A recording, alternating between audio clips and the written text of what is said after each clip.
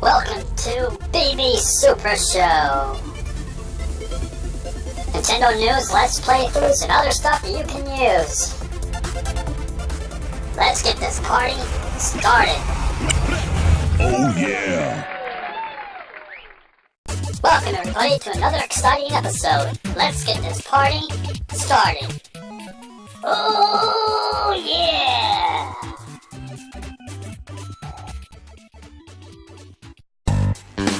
Gaming news. Aw yeah! Here is the first bit of news, Girlman 3D. Girlman 3D is an action RPG with a heavy emphasis on action through real-time combat. Now, the plot is there's a young girl named Perrin who decides to go live with her grandfather in a town called Tees because her parents are being called overseas on an excavation trip. And her grandfather told her that there's no other children in Tees, but one day she finds what looks like another girl who's being threatened by a dog. Perrin rescues this girl and discovers that she is actually a monster, which only the children can see. The monster thanks Perrin and takes her to a crack in the back of the wall of the town, which actually is a portal to her monster world. A group of monsters known as the Phantoms begin a series of attacks on the village, the monster village. So Perrin, who has found a legendary drill, decides to fight against these Phantoms and save the monster village. Girlman 3D, a Monsters Adventure, releases October 13th for the price of $14.99, which is a fantastic price. And if you order anytime in October through the Nintendo eShop, you get this awesome looking theme for your Nintendo 3DS. So perfect for October. So that is it for this look at Girlman for the 3DS. NES Classic Edition. The Nintendo NES was the first system that I ever bought with my own money, and I'm really looking forward to this NES Classic Edition, this little mini system. It comes with 30 games packed in, and the games are Bubble Bobble, Balloon Fight, Castlevania, Castlevania 2, Simon's Quest, Donkey Kong Jr., Double Dragon 2, The Revenge, Dr. Mario, Excite Bike, Final Fantasy, Galaga, Ghosts and Goblins, Gradius, Ice Climber, Kid Icarus, Kirby's Adventure, The Legend of Zelda, Mario Brothers, Mega Man 2, Metroid, Ninja Gaiden, Pac-Man, Punch-Out featuring Mr. Dream, Star Tropics, Super C, Super Mario Bros., Super Mario Bros. 2, Super Mario Brothers 3, Techno Bowl, and Zelda 2, The Adventure of Link. The system lets you hook it up to a new TV because it has a mini HDMI, so you can hook it up to your flat screen TVs. And it also has 3 different viewing modes, so you can watch it in 4:3, pixel perfect, where every pixel is perfect like it says, and also a CRT mode, which is an overlay, which makes it look like the old TVs with an overlay. So all 3 modes are very cool. One thing that's really cool about it is the emulation on it is supposed to be much better. Colors are much brighter, everything's bright compared to the Wii U. So it's back to looking beautiful. The emulation got much darker if you play the games on a Wii U, or even the 3DS was a little bit darker. So this, they've compared it side by side, compared to the Wii U and to the 3DS, of course, with the resolution. And this looks beautiful. So very cool. So I think anybody who loves classic Nintendo should definitely have one of these, even for the people who don't. Definitely don't miss out, go out and get one. We'll be right back after these messages. What's it like to play the Nintendo Entertainment System?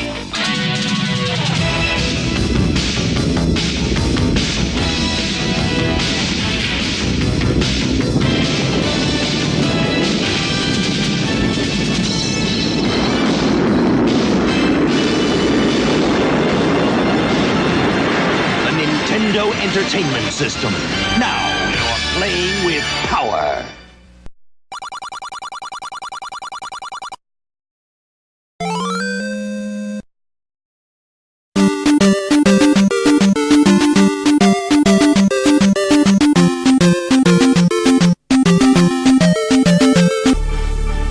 gonna hate. I laugh cause you fake. Lawyer man cause I do something that you can't. Double tap again, going back to the bank. Back to our regularly scheduled program.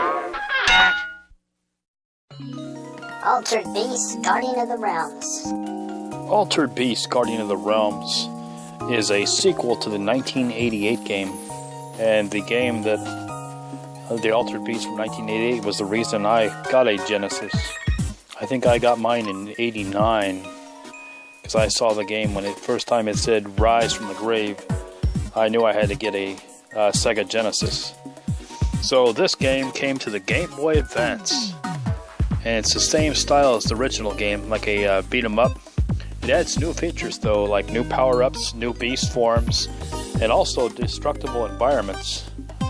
In this game, you control a character called the Guardian. The first one was the Centurion, this is the Guardian, who was revived by Zeus to stop Arcanine, an evil guy, I guess. I don't know what he is exactly, spirit of some sort. And the Guardian can turn into a Canis, which is a werewolf, Nagi, a snake man, Draco, a dragon man, Smildon, a tiger, Turpus, a spiked turtle, Chardon, which is a shark, Kratos, Turpus, which is spiked turtle. I said that one already. Kratos, rhinoceros, avian eagle, Scorpius, scorpion, and chimera. And so each one can be powered up also with talismans that appear in the game that can change your status. As you see here, originally the wolf shoots fire, but I got the talisman that changes to ice. I'm not sure if it does any extra damage or anything, but the game is pretty decent overall. As you can see, here's the different forms. Here's the Nagi, the snake, and it's pretty hard actually. It's improved on the original course. I think it got passed up quite a bit on the Game Boy Advance. Maybe people don't know what Altered Beast is, or they've kind of moved on because it hasn't aged well. But this game, I would give it a 7 out of 10. It does a pretty good job. It improves on, moves a lot faster than the old one. As you guys remember, the old one, he moved like a zombie, pretty much revived from the dead, but he moved really slow. So this improves on it, and gameplay is pretty fun. Enemies are interesting. Anyways, here is the different forms. And like I said, this game is not bad. So it's Altered Beast, Guardian of the Realms. As you see, the forms pretty cool. And that is it. So definitely check it out. You probably can get it pretty cheap. If you like Altered Beast, then you'll definitely like this one because it improves on the original formula. So definitely check it out. Power up. And that is it for Altered Beast, Guardian of the Realms. We'll be right back after these messages. You got the touch! You got the power!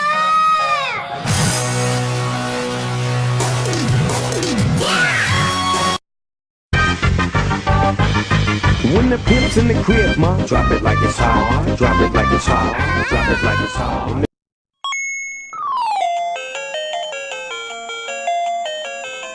Winner!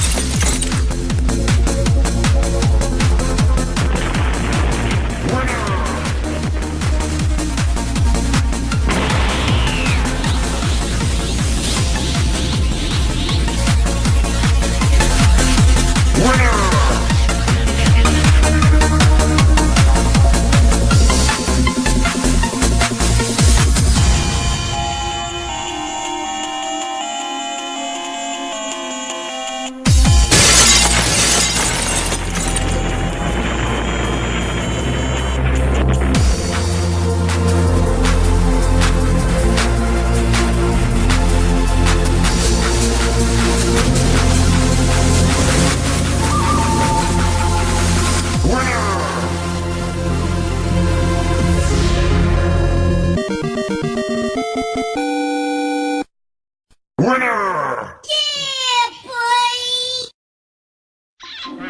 now back to our regularly scheduled programming. Double Dragon on the Nintendo NES. This is Double Dragon on the Nintendo NES. You get to play one of two martial artists, either Billy Lee or his twin brother Jimmy, and they go fighting their way through the turf of the Black Warriors gang in order to rescue Billy's girlfriend Marion. So, as you can see, lots of fighting going on, lots of punching, kicking, it's a beat 'em up. And there's also weapons you can take from the characters, like knives. You can throw barrels. There's bats. I think there's bottles, dynamite, of all things. And the game's a lot of fun back in the day. The only disadvantage of this one compared to the arcade, of course, the graphics took a bump down. An interesting fact is, in the arcade one, I could beat it always on 1/4. As long as you know how to do the elbow trick, where you do an elbow, you could beat the whole game with just doing elbows. Or at least I did on 1/4. This one, the interesting fact is, like I said, you cannot play 2 players. They basically have to take turns the way they programmed it because of memory issues.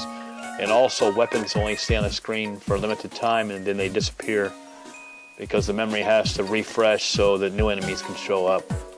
So they couldn't keep track of all the weapons on the screen and characters, so that's the way they did it, but it made them for a limited time and they'd disappear. Either way, it's a fantastic game. I have the originals, I have it on Game Boy, I have it on Android, and I have it on 3DS, and who knows, maybe on Nintendo NX eventually. So this one did not make the new classic NES edition that's coming out. But fantastic game, so definitely check it out. It's a must-play for any fan of beat-em-ups. And that is it for Double Dragon. Double Dragon 2: The Revenge. In 1999, violence ruled the streets of New York City ever. Even the crime syndicate was growing bigger every year. 2 young men were brave enough to challenge them. Their names were Billy and Jimmy Lee. People called them the Double Dragons. And yet the Dragons had one terrible enemy to fight against him, and his destiny of the fate of the Double Dragons. One day the Shadow Warriors attacked the city, and Billy's girlfriend Marion was killed. As you can see, it's a much darker story than the first one, and a very good game. The only problem I have with it is the controls. Controls are not as good as the first one, at least in my opinion. The way it works, the control-wise, because Nintendo NES only had 2 buttons, A and B, you can kick backwards and you can punch forward. So the way they did it is, depending on which way you're facing, like if you have an enemy to your left, you would have to hit the B button. But if he's on your right side, you would have to hit the A button to punch, because the opposite button each time will be kicking backwards. So it makes things a little confusing because you have to constantly think of which way you're facing and switch the punch button correctly, or you'll be kicking away from the enemy. So I've done it quite a few times. So it's a step back in my opinion on controls, but overall graphics, music, gameplay, everything else, it's a step up. So there was one sacrifice, and that was the controls. Either way, fantastic game. This did make the classic NES edition that's coming out, the little mini Nintendo NES. This will be on there, so that's why I wanted to show it off, because there's quite a few younger gamers that never played these games. Old people like me, and we grew up with them. So, good game if you like beat 'em ups. This is one of them that'll be on the classic NES edition. Billy and Jimmy Lee. This one you can play, like I said, 2 players simultaneously on the same screen. And quite a fun game overall. Challenging, very hard, difficult. And I think there was a total of 3 on the Nintendo NES, and 1 fighting game that I played on the Neo Geo arcade, MVS, or AES 1 or 2, maybe both. And I don't think I ever played this in arcade. But fantastic game, as you see. You can still pick up all kinds of weapons, knives, clubs, whips, bottles, TNT, I believe. I think there's some brass knuckles, but I don't remember if it's on this one or not, because I played so many beat-em-ups over the years. Still give them the good old knee to the head. So, very fun game, definitely worth playing. There's been multiple versions, multiple systems, and if you get the new little mini Nintendo NES, you can play it also. So this is Double Dragon 2: The Revenge. Here's the latest rumors. Oh yeah. The latest rumor says a major retailer has got some information for the Nintendo NX that's coming out soon. It says it'll be 1080p at 60 frames per second with 4K streaming will be possible. The name is not set in stone yet. It also says the marketing strategy will be saying it's games on the go, and demonstration units will come into the stores in February. The leak also claims it will be 4 titles at launch. The base cost of the console is $299 with a bundle option at $399. And that is it for this week in rumors. The only people who know if this rumor is true or not is Nintendo. So, until they tell us, it's a rumor. Coming soon. Fan art questions and comments. Send your fan art questions and comments so I can post them in the next video. Aw, yeah. We'll be right back after these messages.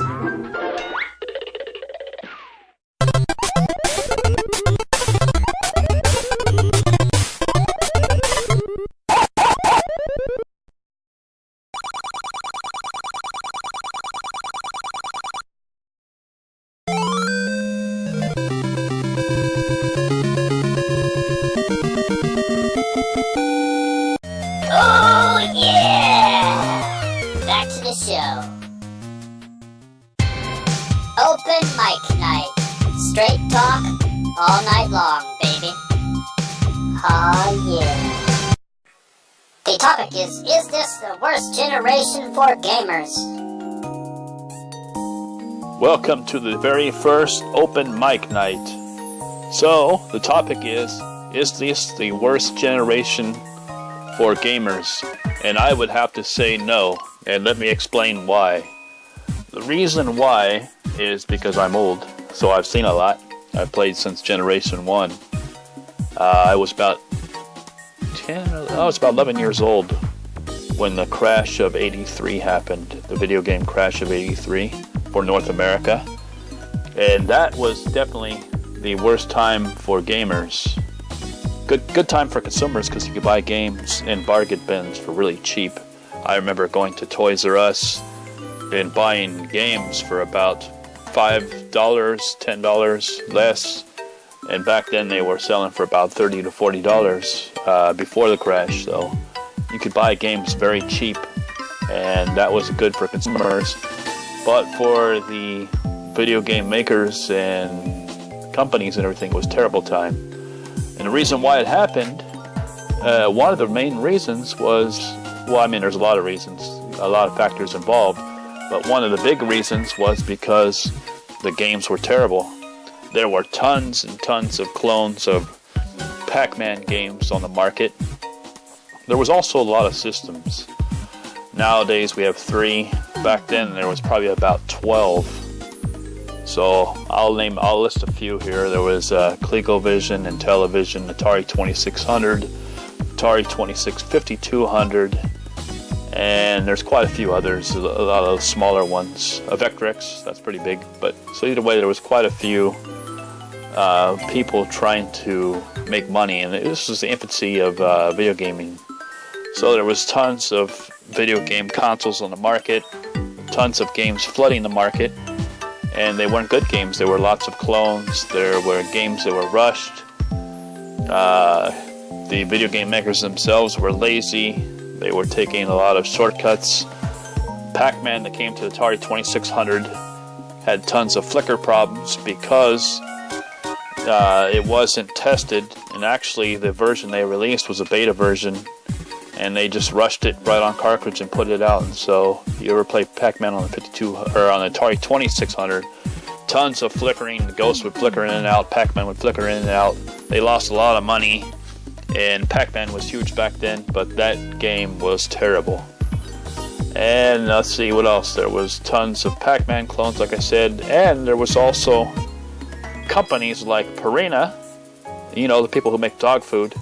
They put out their own game for the Atari 2600, which was silly because I don't know who they were targeting. I guess the other pets of the family. Maybe they want to play Atari 2600. Maybe the dog wants to play. Quaker Oats, Tooth Invaders, which was Johnson & Johnson. And let's see, what else? Kool-Aid Man from High C, you know, Kool-Aid. Oh yeah, that guy. There was lots of people pushing and marketing the games. So not only did we have crappy games, well, those were crappy games too, but we also had marketing games built for marketing. So all those flooding all at once. So that was definitely the worst generation. Now I hear people always say here and there that this is the worst generation, but it doesn't compare to what we had back in the day. The generation may not be the best, but it's definitely not the worst. Now, for me, the best times for the generations was either the Super Nintendo generation, PlayStation 1, and PlayStation 2. Those generations were all very strong. And of course, I grew up with the Nintendo NES, so there was lots of originality games coming out, so that was a pretty good generation also. But this generation, I can say it's maybe it's not the greatest because there's a lot of games that are remakes and things like that, but it's definitely not the worst. I mean, there's a lot of games actually in this generation that I liked also. There were tons of Wii U games, 3DS games. I guess it just depends on how you look at it. But for me, definitely the worst is right before the crash of '83. As I remember those games, I was really bored sitting in my living room as a little kid with a joystick in my hand, playing games that all were similar. Similarity of Pac-Mans and like Aliens. Even there was an Alien game that was like Pac-Man. You collect dots and escape the aliens. So there was all these clones. All the games were the same, all single screens. There was some laziness in the games. So that was definitely the worst time, or the worst generation as a gamer. So anyways, that is it. That's all I wanted to say. That is it for this first open mic night.